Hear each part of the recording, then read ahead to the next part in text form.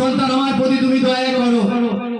যে এত বছর ধরে রাস্তায় পড়ে পড়ে ভিক্ষা করতো, আর সেই অন্ধ লোকটি কাঁদছে। যে ভাই বোনদের আমি দেখতাম, যে প্রকৃতির সৌন্দর্য আমি দেখতাম, যে